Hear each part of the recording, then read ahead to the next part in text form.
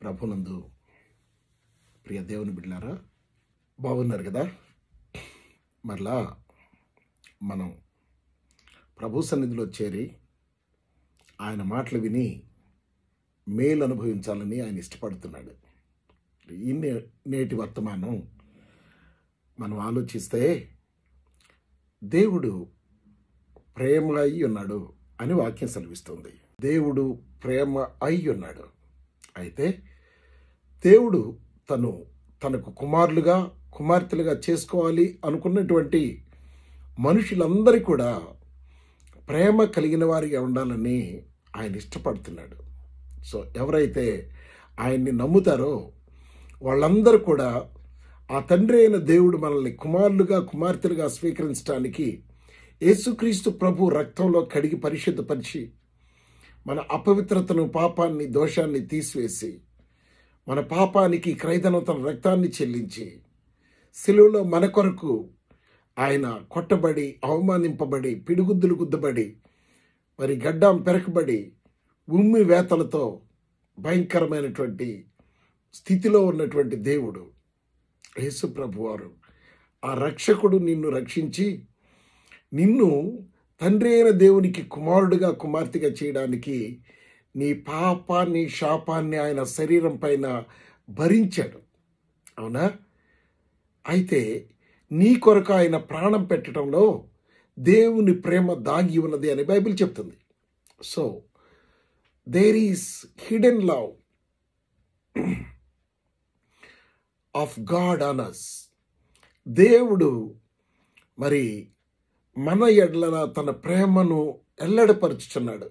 ఎట్లనగా మనమింకను పాపులమై ఉండగా యుక్త వయసులో భక్తిహీనులమైన మన కొరకు ఆయన తన ఏకైక కుమారుడైన యేసుక్రీస్తు ప్రభువాన్ని ఈ లోకానికి పంపి ఆయన శరీరమందు మన పాపానికి శిక్ష విధించాడు. ఆయన శరీరమందు మన రోగాలను భరింపచేశాడు. ఆయన శరీరమందు మన వ్యసనాలను వహింపచేశాడు. ఆయన శరీరమందు మన పాపానికి శిక్ష విధించాడు. ఆయన శరీరమందు మన శాపానికి విమోచన క్రయధనం ఆయన రక్తంలో చెల్లించాడు. పాప శాప మరణ నియమాల నుంచి ఆయన తన రక్తంతో మనల్ని విమోచించాడు. అయితే పాపులము, దౌర్భాగ్యులము, దేవుణ్ణి మనం ఎతకలేదు. దేవుణ్ణి మనం మరి వెతకకుండానే ఆయనే మరి మనల్ని వెతుక్కుంటూ వచ్చాడు. ఎందుకు? కారణం ఏంటి?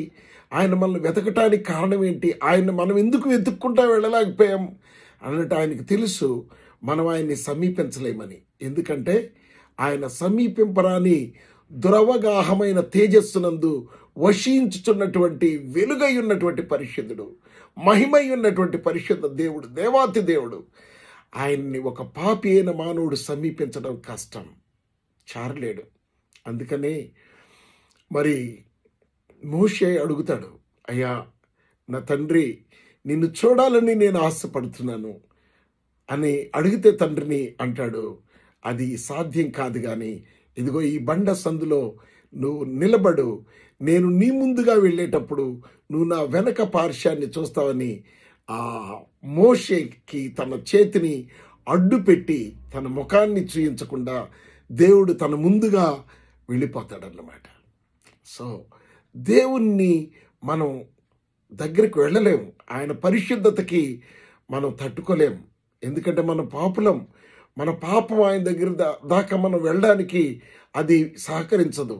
ఎందుకంటే ప్రత్యక్ష గుడారంలోనికి యాజకుడు సంవత్సరానికి ఒకసారి వెళ్ళి ప్రజలందరి నిమిత్తం పాప పరిహారార్థమైనటువంటి ప్రాయశ్చిత్తం చేయడానికి వెళ్ళినప్పుడు ఆ ప్రధాన యాజకుడు వెళ్ళేటప్పుడే అతనికి మరి ఒక తాడు కట్టి కొన్ని గంటలు కట్టి ఆయన్ని లోపలికి పంపించేవాళ్ళు. ఒకవేళ ఆయన పాపం చేసిన వాడైతే దేవుని సన్నిధిలో పాపి నిలవలేడు, చచ్చిపోతాడు. పరిశుద్ధులు మాత్రమే ఆయన సన్నిధిలో నిలవగలరు. కేవలం ఒక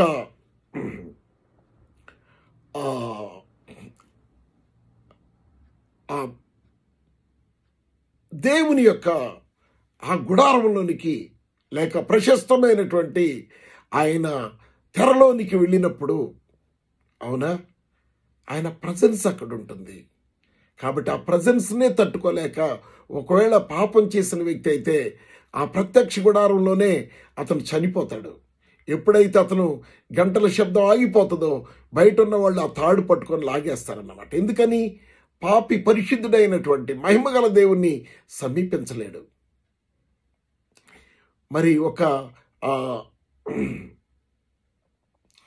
అక్కడికే వెళ్ళలేనటువంటి ఒక పాపి సర్వోన్నతుడైన దేవుడు మరి ఆయన మహాకాశముల మీద మరి ఎన్నో ఇటువంటి గ్యాలక్సీలు దాటుకొని, ఇటువంటి పాలపుంతలు దాటుకొని ఆకాశ మండలాలు ఎన్ని ఉన్నాయో ఆ మండలాలన్నిటి మీద ఆయన చివరి ఆకాశ మండలం మీద ఉన్నటువంటి దేవాతి దేవుడు ద్రోవగాహమైన తేజస్సునందు వశించే దేవుడు, నివసించే దేవుడు.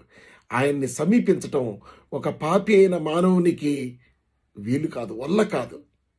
ఎందుకంటే మరి పరిశుద్ధపరచబడిన వాళ్ళు ప్రత్యక్ష గుడారం అంటే ఆయన ప్రజెన్స్ అని చెప్పబడే ప్రదేశానికే వెళ్ళలేకపోతే నిజంగా ఆయన నివసించే ప్రదేశంలో మహిమ కాంతులతో విరజిమ్ముతూ ఉన్న ప్రదేశంలోకి ఆయన్ని దర్శించడానికి వెళ్ళడం అంటే అది జరగని పని.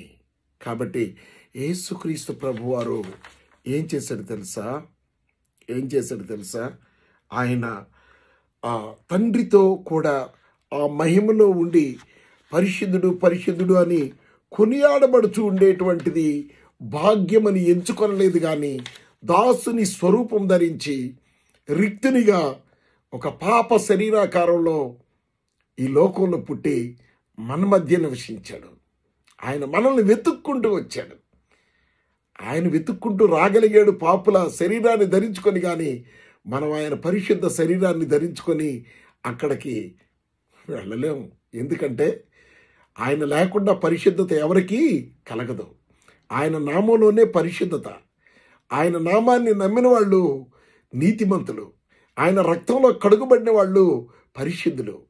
ఆయన దగ్గరికి రావాలి అని అంటే ఆ వ్యక్తి పరిశుద్ధుడిగా మారాలి. ఒక పాపి ఆయన దగ్గరకు వస్తూ ఉంటే అతను పరిశుద్ధుడిగా మారాలి.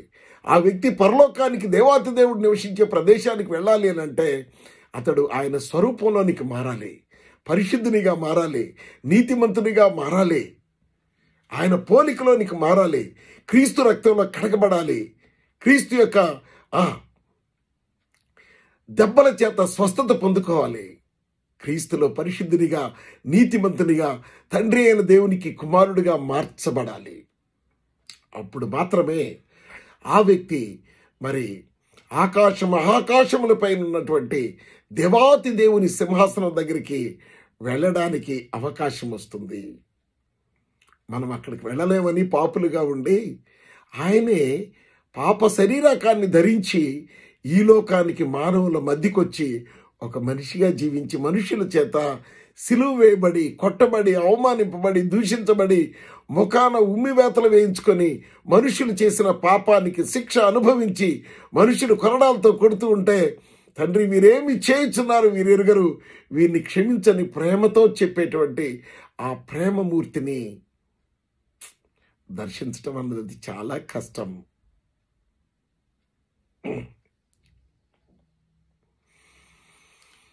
ఆయన జాలి ప్రేమను చూపిస్తూ ఉన్నాడు నీ మీద. ఆ జాలి ప్రేమను నువ్వు గ్రహించకుండా నిన్ను రక్షించడానికి వచ్చినటువంటి యేసు ప్రభువుని నేటి దినాన తృణీకరిస్తూ ఉన్నావు. నేటి దినాన ఆయన్ని అంగీకరించలేకపోతున్నావు. నీ పాపంలో నుంచి బయటకు వచ్చి ప్రభువా నేను పాపిని అని చెప్పలేకపోతున్నావు. అవునా? కుమారుని చూచి కుమారునికి విధేయుడు కానివాడు జీవాన్ని చూడడు, కానీ దేవుని ఉగ్రత వాని మీద నిలిచి ఉందని వాక్యం సెలవిస్తూ ఉంది. కాబట్టి ప్రియ దేవుని బిడ్డలారా, ఉగ్రతలో ఉన్నావు. ఒక్కసారి ఉగ్రత అంటే ఏంటి తెలుసా? సొదొమ గుమ్మొర పట్టణాలు ఆ పాపం చేస్తూ ఉన్నటువంటి, ఆ బలాత్కారం చేస్తూ ఉన్నటువంటి, దూరదేశాల నుంచి వచ్చిన వాళ్ళని ఎవరిని కూడా వదలకుండా బలాత్కారం చేసేటువంటి ఆ దేశ ప్రజలను దేవుడు అగ్ని గంధకాలతో కాల్చి చంపేటువంటి పరిస్థితి, ఉగ్రత. ఆ ఉగ్రతను తప్పించుకోవడానికి నీ వల్ల కాదు గనుక, నువ్వు పాపంలో నుంచి బయటకు వచ్చి పరిశుద్ధుడైన దేవుని సన్నిధికి రాలేవు గనుక, ఒకవేళ ఆయన సమీపానికి నువ్వు వచ్చినా బ్రతకలేవు గనుక, ఆయనే మానవ శరీరాన్ని ధరించుకొని నీ దగ్గరకు వచ్చాడు, నువ్వున్న ప్రదేశానికి వచ్చాడు. వచ్చి నువ్వు నా దగ్గరికి రాలేవు, ఎందుకంటే నువ్వు పాపంలో ఉన్నావు, నేను పరిశుద్ధుణ్ణి, నా మహిమని నువ్వు టచ్ చేయలేవు. అవునా? దేవుడు ఉన్నటువంటి కొండని ఎవరు కూడా మనుషులు సమీపించకూడదు అని దేవుడు చెప్తాడు. ఎందుకో తెలుసా? ఒకవేళ ఎవరైనా సమీపిస్తే వాళ్ళు చనిపోతారు. మానవుడు దేవుని సమీపించలేడు. ఎందుకంటే మానవుడు పాప స్వభావి, దేవుడు పరిశుద్ధుడు, మహిమగల దేవుడు. ఆయన మహిమలో పాపి నిలబడలేడు. ఆయన పరిశుద్ధతలో ఒక అపరిశుద్ధుడు, దుర్మార్గుడు నిలబడలేడు. పాపుల సభలో నీతిమంతులు ఉండరు, నీతిమంతుల సభలో పాపులు అస్సలు ఉండలేరు. అవునా? కాబట్టి దేవాతి దేవుడు తన కుమారుని శరీరాకారంతో, అది మన శరీరాకారం అంటే పాప శరీరాకారాన్ని ధరించుకొని ఆయన మన మధ్యకి వచ్చి ఆయన మనల్ని తనుండే ప్రదేశానికి, ఎవరు సమీపించలేనటువంటి ఆ మహిమగల ప్రదేశానికి, ఆయన సింహాసనం ఉన్నటువంటి ప్రదేశానికి, ఆయన సింహాసనంలో కూర్చుండబెట్టుకోవడానికి, నిన్ను నన్ను తీసుకువెళ్ళడానికి, నిన్ను నన్ను ఇక్కడ సంపూర్ణంగా ఆయన దగ్గర నివసించడానికి తగినట్లు మనల్ని మార్చడానికి ఆయన ఈ లోకానికి వచ్చాడు. ఈ లోకంలో ఆయన ఈరోజు నువ్వు అంగీకరించగలిగితే పరలోకానికి ఎలా వెళ్ళాలో నిన్ను సిద్ధపరుస్తాడు. పరలోకానికి వెళ్ళడానికి ఏ విధంగా ఉండాలో నిన్ను సిద్ధపరుస్తాడు. అవునా? అంతేకాదు, ఈ లోకంలో అద్భుతమైన జీవితం జీవించడానికి నీకు అవకాశాన్ని ఇస్తాడు. ఎందుకనంటే ఆయన ప్రేమ ఉన్న దేవుడు. He is loving you. ప్రేమించే కోటాను కోట్ల నాటికల్ మైల్స్ దూరాన్ని దాటుకొని దేవాతి దేవుడు ఆ దురవగాహమైన తేజస్సులో, యూనివర్స్ అంటే మనకి కనబడే ఈ పాలపంత, అంటే ఇక్కడ నక్షత్ర మండలి మనది. ఇటువంటి నక్షత్ర మండలులు ఎన్నో లక్షలున్నాయి ఈ యూనివర్స్లో, విశ్వంలో. వాటన్నిటికి పైభాగాన నివసిస్తూ ఉన్నటువంటి మహిమగల దేవాతి దేవుడు నిన్ను దర్శించడానికి అక్కడి నుంచి దిగొచ్చాడండి. నీ స్థానానికి దిగొచ్చాడు. నువ్వు నివసిస్తున్న పాప జీవితం దగ్గరికి ఆయన వచ్చి తలుపు కొడతా ఉన్నాడు. నేను వచ్చాను, తలుపు తీయనైనా, నీ జీవితాన్ని మారుస్తాను, నిన్ను ఆశీర్వదించడానికి వచ్చాను, నీ జబ్బు తీసేయడానికి వచ్చాను, నీ అప్పు తీసేయడానికి వచ్చాను, నీ వ్యాధి తీసేయడానికి వచ్చాను, నీ పాపం తీసేయడానికి వచ్చాను, నిన్ను పరిశుద్ధునిగా మార్చడానికి వచ్చాను, నిన్ను నీతిమంతునిగా చేయడానికి వచ్చాను. నీతిమంతునిగా చేసి నేనుండే ప్రదేశంలో నువ్వు ఉండేలాగిన నేను నిన్ను తీసుకెళ్తా. యేసుప్రభు వారు అన్నారు, నా తండ్రి ఇంట అనేక నివాసములు కలవు, లేని ఎడలే నేను నీతో చెప్పేవాడిని. కాబట్టి నేను మరలా వస్తాను. నన్ను ఎవరైతే నమ్ముతారో వాళ్ళ కొరకు అక్కడ నివసించడానికి స్థలాన్ని సిద్ధపరచడానికి వెళుతున్నాను. నేను వెళ్ళి స్థలం సిద్ధపరిచి తండ్రి ఇంటి దగ్గర మీ కొరకు స్థలం సిద్ధపరిచి నాతో తండ్రితో మీరు జీవించే విధంగా మిమ్మల్ని తీసుకెళ్ళడానికి మరలా వస్తానని యేసు ప్రభువారు చెప్పి ఆరోహణమై వెళ్ళిపోయాడు. అనేక వందల మంది ప్రజలు చూస్తూ ఉండగా ఆ ఒలీవ కొండ పై భాగాన్ని నుంచి ఆయన ఆరోహణమై వెళ్ళిపోయాడు. ఆయన వస్తానని చెప్పిన యేసు రాక మానడు.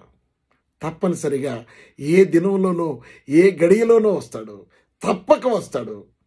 ఆయన కొరకు పరిశుద్ధ జీవితం జీవిస్తూ ఎదురు చూస్తున్న నిన్ను నన్ను, ప్రేమలో జీవిస్తున్న నిన్ను నన్ను ఆయన తీసుకువెళ్తాడు. ఎంత అందమైన దేశానికి తీసుకెళ్తాడంటే, ఇక్కడ బాధలు నువ్వు అక్కడ అనుభవించాల్సిన పని లేదు, ఇక్కడ దరిద్రం నువ్వు అక్కడ అనుభవించాల్సిన పని లేదు. అక్కడ ఆయన సమృద్ధి, అక్కడ ఆయన స్వస్థత. అసలు అక్కడ అస్వస్థతకు తావులేదు, అక్కడ భయానికి తావులేదు, ఆందోళనకు తావులేదు, అప్పుల బాధ లేదు, జబ్బు లేదు, వ్యాధి లేదు, క్యాన్సర్ లేదు, బీపీ లేదు, హెచ్ఐవి లేదు, షుగర్ లేదు. ఏ జబ్బు అక్కడ ఉండదు. జబ్బు లేని ప్రదేశానికి నిన్ను దేవుడు తన కుమారునిగా చేసుకొని తన కుమారుని హోదాలో నిన్ను తీసుకెళ్లాలని ఆశపడుతూ ఉన్నాడు. ఒక పాపి హోదాలో కాదు నిన్ను దేవుడు పరలోకానికి తీసుకెళ్లేది, తన కుమారుని హోదాలో నిన్ను పరిశుద్ధునిగా, దేవుని కుమారునిగా, కుమార్తెగా నిన్ను తీసుకెళ్లాలని అనుకుంటున్నాడు. అందుకే యేసు ప్రభు వచ్చాడు ఈ లోకానికి. యేసు ప్రభు, నిన్ను పాపినయ్యా, నీ ప్రేమకు అర్హుణ్ణి కానయ్యా, కానీ నన్ను ప్రేమించి పరలోకాన్ని విడిచిపెట్టి ఇంత దూరం వచ్చావయ్యా, పాపినైనా నేను నివసించే ప్రదేశానికి వచ్చావు అని అంటాడు. బైబిల్ గ్రంథంలో ఒక శతాధిపతి అంటాడు యేసు ప్రభు వారితో, అని అంటాడు, అయ్యా నీవు నా ఇంటికి రావడానికి నేను తగిన వాడిని కాను, ఐఎమ్ నాట్ సో గ్రేట్, నీవు వచ్చే అంతటి గొప్పోడిని కాదయ్యా, నేను మాట మాత్రం సెలవివు, నా దాసుడు స్వస్థపరచబడతాడు పక్షవాతాన్ని నుంచి అని అంటాడు. అవునా, ఇంత విశ్వాసం, ఇంత విశ్వాసం. ఈరోజు నీ కొరకు వచ్చిన ప్రభువుని నువ్వు విశ్వసించాలి. ఆయన నీ కొరకే వచ్చాడు, నీ కొరకే వచ్చాడు, నీ జీవితాన్ని మార్చడానికి వచ్చాడు, నిన్ను పరిశుద్ధినిగా చేయడానికి వచ్చాడు, నీ పాపాలన్నీ తీసివేసి ఆయన శిలువలో కార్చిన రక్తంతో కడగడానికి వచ్చాడు, పరిశుద్ధపరిచి నీతిమంతునిగా చేసి నీతో జీవించడానికి ఆయన ఇష్టపడుతున్నాడు. ఎందుకంటే ఒక పాపి పరిశుద్ధంతో జీవించలేడు, చీకటి వెలుగులో జీవించలేదు. అందుకని వెలుగు అయ్యున్న దేవుడు, మహిమ అయ్యున్న దేవుడు నిన్ను వెలుగుగాను తన మహిమగాను మార్చి నీతో నివసించాలని ఆశపడుతున్నాడు. నువ్వు రావడానికి సిద్ధంగా ఉన్నావా? ఆయన ప్రేమ ఎంత అద్భుతమైందో తెలుసా? ఆయన ప్రేమ ఆశ్చర్యమైన ప్రేమ, మరణం కంటే బలమైంది ఆయన ప్రేమ. నువ్వు ప్రేమించలేవు ఆయన ప్రేమించిన ప్రేమ.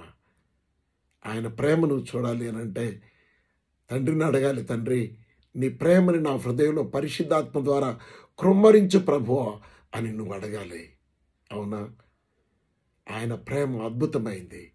ఈ లోక ప్రేమ కాదు, ఈ లోక ప్రేమ భయంకరమైంది. అలాంటిది ఒక మాట నేను చదువుతాను. సామెతల గ్రంథం 10వ అధ్యాయం 12వ వచనంలో ఆయన చెప్తున్నాడు, పగ కలహమును రేపును, ప్రేమ దోషములన్నింటినీ కప్పును అని అంటున్నాడు. అవునా? ఆయన ప్రేమ ఏంటి తెలుసా? మన దోషాలు కప్పి క్షమించే ప్రేమ ఆయన ప్రేమ. మన దోషాలన్నింటినీ కడిగి పడేసి వాటిని జ్ఞాపకం చేసుకోనటువంటి ప్రేమ ఆయన ప్రేమ. మన ప్రేమ ఏంటో తెలుసా? ప్రేమించినంతసేపు ప్రేమించి ప్రేమ తిరస్కరించబడితే ఆ వ్యక్తి జీవితాన్ని ఎండగట్టే ప్రేమ మన ప్రేమ. ఒక వ్యక్తి యొక్క జీవితంలో సీక్రెట్స్ నీకు తెలిస్తే నువ్వు అతన్ని ప్రేమించినంతసేపే ఆ సీక్రెట్స్ని దాచిపెడతావు. ఎప్పుడైతే అతని మీద నీకు ద్వేషం కలుగుతుందో అతనికి సంబంధించినటువంటి నీకు తెలిసిన సీక్రెట్స్ అన్నీ అతని అంతరంగ జీవితాన్ని నువ్వు బట్టబయలు చేసి అవమానపరుస్తావు. నీకు దేవునికి ఉన్నటువంటి తేడా అది. నువ్వు ఎదుటి వ్యక్తి పాపాలు బయటపెట్టి నువ్వు సంతోషిస్తావు, కానీ దేవుడు ఆయన ప్రేమిస్తున్నాడు గనుక నీ పాపాన్ని ఆయన దాచిపెడతాడు. ఆయన నీ పాపాన్ని జ్ఞాపకం చేసుకోడు. తూర్పుకి పడమర ఎంత దూరంలో ఉందో ఆపోజిట్ డైరెక్షన్స్లో అంత దూరంగా నీ పాపాన్ని నీకు దూరం చేస్తాడు, ఆయన దూరపరుస్తాడు. దాన్ని ఎన్నటికీ జ్ఞాపకం చేసుకోడు. నువ్వు ఒప్పుకొని ఆ పాపాన్ని విడిచిపెడితే దేవుడు మనిషిలాగా మరి ప్రేమించినంతసేపు బాగుండి ప్రేమించనప్పుడు ఆ పాపాలు బయటపెట్టి అవమానపరిచే దేవుడు కాడండి. ఆయన అవమానింపబడ్డాడు నీ పాపం కొరకు, కానీ నిన్ను ఆయన అవమానపడనివ్వడు. అవునా? నీ అవమానాన్ని తీసివేయడానికి యేసు ప్రభు ప్రేమతో శిలువలో ఆయన ముఖం మీద నీ కొరకు ఉమ్మి వేయించుకున్నాడు, కొరడాల చేత కొట్టించుకున్నాడు, దుర్భాషలాడారు ఆయన్ని. అవునా? గడ్డం పెరికారు, పిడిగుద్దులు గుద్దారు, తల్ల ముండ్ల కిరీటం కొట్టారు. ఇంత నీ కొరకు చేయించుకున్నటువంటి దేవాతి దేవుడు నీ పాపాన్ని ఎండగట్టడానికి రాలేదు, కానీ నీ పాపాన్ని క్షమించి నిన్ను కడిగి పరిశుద్ధపరిచి ఎన్నటికీ ఆ పాపాన్ని గుర్తు చేసుకోకుండా నీకు మేలు చేద్దామని వచ్చాడు.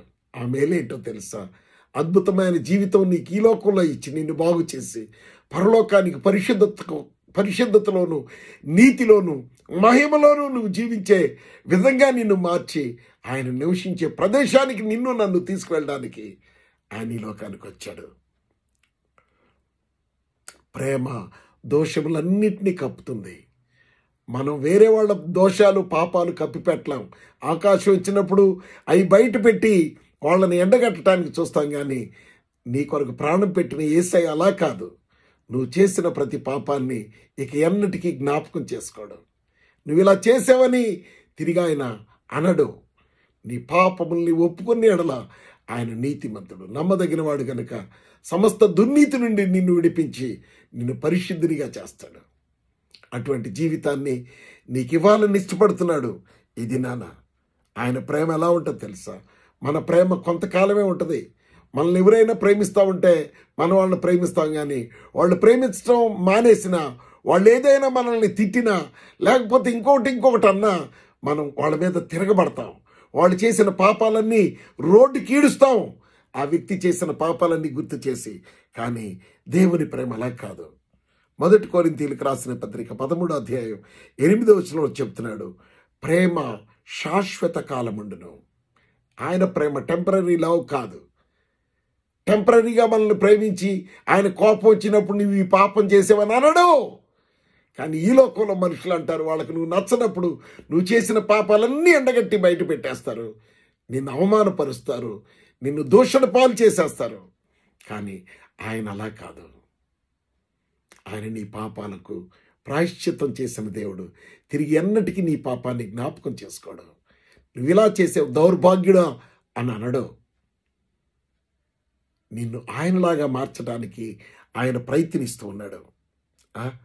మనం అనుకుంటాం 13వ అధ్యాయం 1వ వచనం 1 కొరింథీలో చాలామంది చర్చిస్కి వెళ్తూ ఉంటారు, భాషల్లో మాట్లాడుతూ ఉంటారు, మనుష్యుల భాషలతో దేవదూతల భాషలతో మాట్లాడుతూ ఉంటారు, ఇక రకరకాలుగా ఏవేవో మాట్లాడుతూ ఉంటారు. కానీ మారనటువంటి జీవితం, ఎదుటి వ్యక్తిని ప్రేమించలేనటువంటి జీవితం, ఎదుటి వ్యక్తి పాపాలని సహించలేనటువంటి జీవితం, ఎదుటి వ్యక్తి దోషాలని సహించలేనటువంటి జీవితాన్ని కలిగి ఉంటారు. ఎదుటివాడు ఏదైనా అపకారం చేస్తే ఆ అపకారానికి అపకారమే చేస్తారు, కానీ ఉపకారం చేయడం. ఆయన ప్రేమ ఏం చెప్తుంది తెలుసా? మిమ్మల్ని దూషించే వాళ్ళని దూషించొద్దు, మిమ్మల్ని తిట్టే వాళ్ళని తిట్టొద్దు, వాళ్ళ కోసం ప్రార్థన చేయండి, వాళ్ళని ప్రేమించండి అని చెప్తున్నాడు ఆయన. ఆయన అంటున్నాడు ఇక్కడ 1 కొరింథీ 13:1 మనుష్యుల భాషలతోనూ దేవదూతల భాషలతోనూ నేను మాట్లాడినను ప్రేమ లేనివాడనైతే అని అంటున్నాడు. ఎన్ని భాషలు మాట్లాడినా నువ్వు ప్రేమ లేని జీవితం జీవిస్తూ ఎదుటి వ్యక్తులు ఏదైనా గొడవకు రాగానే వాళ్ళ మీద గొడవలకు వెళ్ళిపోయి వాళ్ళ మీద కేసులు పెట్టి వాళ్ళు చేసినటువంటి అఘాయిత్యాలన్నీ రోడ్డు మీద పెట్టి బయటికి ఈడ్చి వాళ్ళని అవమానపరిచేటువంటి స్థితిని నువ్వు చూయిస్తావు. కానీ దేవుడు అలా కాదు. అంటే దేవుడు ఆయన ఏమంటున్నాడు తెలుసా? నువ్వు భాషలతో మాట్లాడచ్చు, దేవదూతలతో భాషలతో మాట్లాడచ్చు, మనుష్య భాషలతో నువ్వు మాట్లాడచ్చు. మాట్లాడిన నువ్వు ప్రేమ లేనివాడవైతే, ప్రేమించే స్వభావం నీకు లేకపోతే, ఇతరులు చేసిన పాపాలని కప్పిపెట్టే స్వభావం నీకు లేకపోతే నువ్వు ఎలాంటి అవుతావంట? మ్రోగెడు కంచును గణగణలాడు తాళమునయ్యుందు. గణగణ అంట. అవునా? మోత మోగిస్తూ ఉంటావు, ఎదుటివాళ్ళు పాపాలు బయట పెట్టి సంతోషపడతా ఉంటావు. వాళ్ళకి ఏదన్నా జరగరాంది జరిగితే అమ్మయ్య జరిగింది, నా కక్ష తీరిందని అనుకుంటావు. కానీ ప్రేమించే స్వభావం నీలో లేదు. ప్రార్థనకి వెళ్తున్నావు అంతేగాని, భాషలతో మాట్లాడుతున్నావు అంతేగాని నీ స్వభావం మారలేదు. దేవుని ప్రేమ నీలో ఇంకా దేవుడు చూడలేకపోతూ ఉన్నాడు. 13:4 చదువుతున్నాను చూడండి. అక్కడే 1 కొరింథియన్స్ 13:4 ప్రేమ దీర్ఘకాలము సహించును అని అంటా ఉన్నాడు. నువ్వు ఎవరినన్నా సహించగలుగుతున్నావా? నీ అన్నదమ్ముడు నీకు ఏదైనా అపకారం చేస్తే దాన్ని తట్టుకోగలుగుతున్నావా? బైబిల్ చెప్తుంది ప్రేమ దీర్ఘకాలం, ఎంతకాలమైనా సహిస్తుంది. చచ్చిపోయేంత వరకు, యేసు ప్రభు ప్రాణం పెట్టి సమాధిలో పెట్టబడేంత వరకు ఆయన నిన్ను ప్రేమిస్తూనే ఉన్నాడు, క్షమిస్తూనే ఉన్నాడు. తండ్రి, వీరేమి చేయుచున్నారో వీరెరుగరు గనుక వీరిని క్షమించయ్యా అని చెప్పి ప్రాధేయపడ్డాడు తండ్రిని. Can you say that? అది నువ్వు చెప్పగలవా? అలా నువ్వు బిహేవ్ చేయగలవా? ప్రేమ, దేవుడు ప్రేమించే ప్రేమ దీర్ఘకాలము ఏం చేస్తుందంట? సహిస్తుందంట. సో నీ అన్నదమ్ముడో, అక్క చెల్లిలో, లేకపోతే నీ స్నేహితుడో, బంధువో, పక్కింటోడో నిన్ను ద్వేషించినప్పుడు, నిన్ను దూషించినప్పుడు, నిన్ను అవమానపరిచినప్పుడు నువ్వేం చేయాలట? ఆ వ్యక్తిని నువ్వు ప్రేమిస్తే నువ్వు సహించాలి అని చెప్తున్నాడు. నువ్వు సహించినప్పుడు దేవుని ప్రేమ నీలో ఉందని నువ్వు అర్థం చేసుకోవాలి. నువ్వు సహించలేనప్పుడు, ఎదురు తిరిగినప్పుడు, వాళ్ళని అనరాని మాటలు తిరిగి అన్నప్పుడు, వాళ్ళ మీద కేసులు పెట్టినప్పుడు, వాళ్ళని బజారుకి ఇడిచినప్పుడు దేవుని ప్రేమ నీలో లేదు. దేవుని ప్రేమ నీలో లేదు. ప్రేమ దీర్ఘకాలం సహించును. అదేం చేస్తుంది తెలుసా? దయ చూపించును. అవునా? దయ చూపిస్తుందంట. నీకు ఎదుటి వాళ్ళు ఏమన్నా నీకు కీడు చేస్తే నీకు దయ ఉండదు, కనికరం ఉండదు, కరుణ ఉండదు. కొట్టడానికి, వాళ్ళని ఏదైనా చేయడానికి, వాళ్ళకి నష్టం చేయడానికి నువ్వు ప్రణాళికలు వేసుకుంటూ ఉంటావు. అది ప్రేమ జీవితం కాదు. అది ప్రభువు నమ్మిన జీవితం కాదు. అది యేసు ప్రభు కోరుకోలేదు నీలో. ఆయన దగ్గర నువ్వు వస్తే ఆయన దగ్గరికి ఆయన ప్రేమించే స్వభావం నీలోకి రావాలి. ఆయన ప్రేమించిన విధంగా నువ్వు ప్రేమించాలి. అంతేకాని నువ్వు ఒక మనిషిగా బిహేవ్ చేయకూడదు. దయ చూపించును. ప్రేమ మత్సరపడదు. ఎదుటోడు గొప్పోడు అవుతా ఉంటే, అబ్బాయి ఈడెప్పుడు నాశనం అవుతాడా, ఇది ఎప్పుడు నాశనం అయిపోద్దా, వీళ్ళ కాపురం ఎప్పుడు వీధిని పడుద్దా అని చెప్పి మత్సరపడకూడదు. ప్రేమ డంబముగా ప్రవర్తించదు. అంటే ఒకవేళ నువ్వు గొప్ప స్థితిలో ఉంటే నేను గొప్పోడిని, నా అంతటోడు లేడు అని అనుకోదు ప్రేమ. కానీ ఎదురుగ్గా ఉన్నటువంటి దీనుండి ప్రేమించి వాడిని గొప్ప చేయడానికి ప్రయత్నించేదే దేవుని ప్రేమ. అవునా? డంబముగా ప్రవర్తించదు. అది ఉప్పొంగదు. నేనే గొప్ప, నాకంటే ఎవడున్నాడు ఈ లోకంలో, నేనే పరిశుద్ధుణ్ణి, నేనే నీతిమంతుణ్ణి, నాకన్నీ తెలుసుండొచ్చు. కానీ దేవుని ప్రేమ నీలో లేకపోతే నువ్వు ఇలాగే ఉప్పొంగుతూ ఉంటావు. నీ అంతటోడు లేడని గర్విస్తూ ఉంటావు. దేవునికి ఇది ఇష్టమైంది కాదు. ఇలా నువ్వు ఉప్పొంగితే దేవుని ప్రేమ నీలో లేదని బైబిల్ వాక్యం సెలవిస్తుంది. అవునా? 13వ అధ్యాయం 5వ వచనం చదువుతున్నాను. 1 కొరింథీ. ప్రేమ అమర్యాదగా నడవదు. అవునా? వాళ్ళ కీడు చేశారని వాళ్ళని అమర్యాదగా మాట్లాడడం, వాళ్ళని రోడ్డుకి ఇచ్చి గోల చేయడం, బూతులు తిట్టడం, అవునా, అసహించుకోవడం, రకరకాల యాక్షన్స్ అన్ని చేయడం, ఇది ప్రేమ చేయదు. ప్రేమ అమర్యాదగా నడుచుకోదు. ప్రేమ మర్యాద చూపిస్తుంది.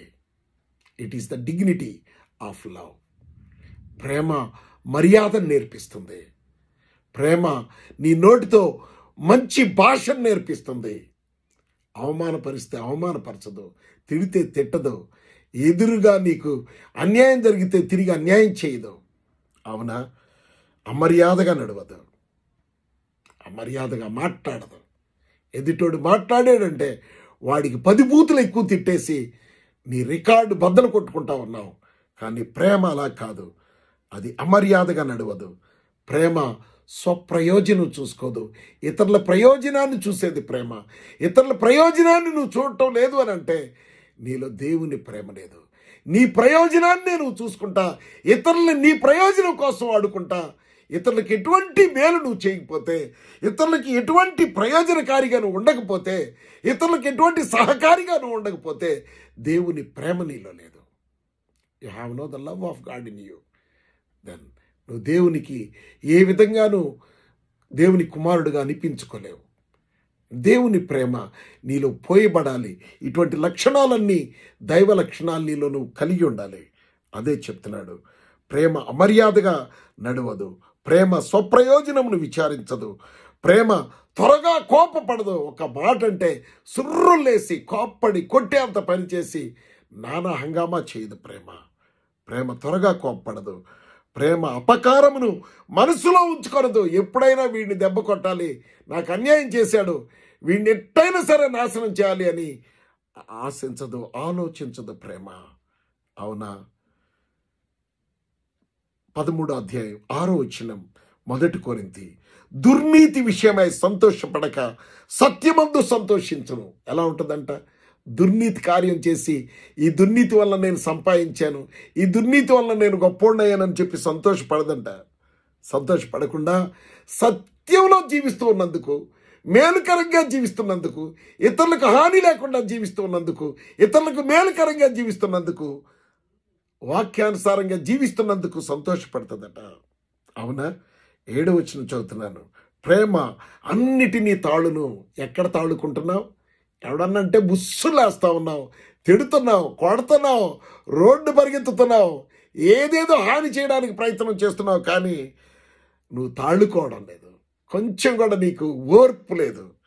అన్నిటినీ తాళును, అన్నిటినీ నమ్మును, ప్రేమ నిరీక్షించును, ప్రేమ ఓర్చుకొనును అని అంటా ఉన్నాడు. చివరిగా నిన్ను అడుగుతున్నాడు 1 దశలోని 4:9, మీరు ఒకరినొకరు ప్రేమించుటకు దేవుని చేత ఏర్పరచబడితిరి. ఎందుకు ఏర్పరచబడ్డావంట? నీ సహోదరుడిని నువ్వు ప్రేమించడానికి నువ్వు ఏర్పరచబడ్డావు. నీ సహోదరుడు నిన్ను ప్రేమించడానికి ఏర్పరచబడ్డాడు. నీకు మేలు చేయడానికి నీ సహోదరుడు ఏర్పరచబడితే, నీ సహోదరుడు బాధలో, దుఃఖంలో, కష్టంలో ఉంటే వాడిని ఆదుకోవడానికి నిన్ను దేవుడు అతన్ని ప్రేమించడానికి ఏర్పరిచాడు, కానీ అతన్ని ద్వేషించడానికి, అతన్ని నాశనం చేయడానికి, అతన్ని లాక్కోవడానికి నిన్ను ఆయన సృష్టించలేదు. నేటి దినం ప్రియ దేవుని బిడ్డలారా, ఒకరినొకరు ప్రేమించడానికి మనల్ని దేవుడు ఆయన ఏర్పరిచాడు కనుక ఆ ఏర్పాటుని కలిగి ప్రేమిద్దాం. దేవుడు ఈ పరిశుద్ధ వాక్కులు మనందరి కొరకు ఆశీర్వదించునుగాక. ఆమేన్. God bless you.